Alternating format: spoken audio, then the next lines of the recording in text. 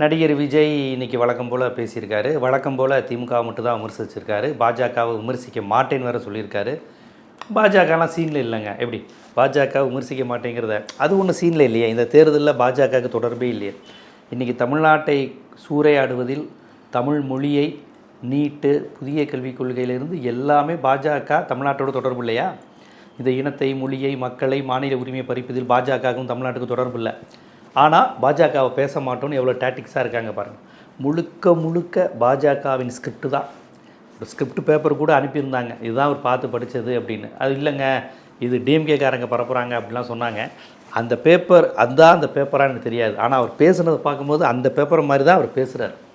முழுக்க பாஜகவோட ஸ்கிரிப்ட் பேப்பரை தான் விஜய் பேசுகிறார். அதில் எந்த சந்தேகமும் இல்லை. ஏன்னு கேட்டிங்கன்னா, இது நாள் வரையும் தேமுதிகவை விமர்சிக்காதவர் இன்றைக்கி தேமுதிகவை விமர்சிக்கிறார். சும்மா அறிவாலயம் பக்கம் நிழலுக்கு ஒதுங்கியிருக்காங்க, வெயிலுக்கு அவங்கள கூப்பிட்டு சீட்டு கொடுக்குறாருன்னு இருக்காங்க. பிரேமலதா விஜயகாந்த் அவர்களை விமர்சனம் பண்ணியிருக்காரு. இதுவரையும் விமர்சிக்கலை.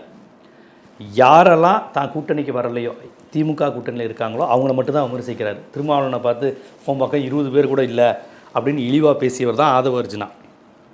தான் பக்கம் வரமாட்டாருன்னு கன்ஃபார்ம் ஆகிட்டா அசிங்கப்படுத்துறது.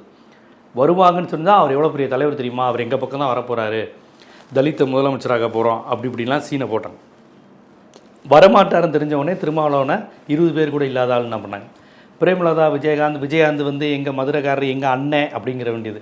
இன்றைக்கி அவர்கள் வந்து அறிவாலயம் போனவுடனே சும்மா நிழலுக்கு ஒதுங்கின கேஸெல்லாம் நீங்கள் சேர்த்துக்கிறீங்க அப்படின்னு இழிவுபடுத்தி பேச வேண்டியது. அப்போ பாஜக கூட்டணியை குறித்து எந்த விமர்சனமும் இல்லை. பாஜகவின் கொள்கை நிலைப்பாடுகள் குறித்து எந்த விமர்சனமும் கிடையாது. பாஜக தமிழ்நாட்டை சூறையாடுவது குறித்து எந்த வருத்தமும் கிடையாது. ஆனால் நாங்கள் கொள்கை எதிரியாக பாஜக வச்சுருக்கோன்னு வேறு சொல்கிறார். ஆனால் பாஜக விமர்சிக்க மாட்டேன்னு ஓப்பனாக சொல்லிட்டார். எனக்கு விமர்சிக்க ஒன்றுமே இல்லை, ஏன்னா சட்டமன்ற தேர்தல் திமுக மட்டும்தான் விமர்சிப்பேன் அப்படின்ட்டுருக்கார்.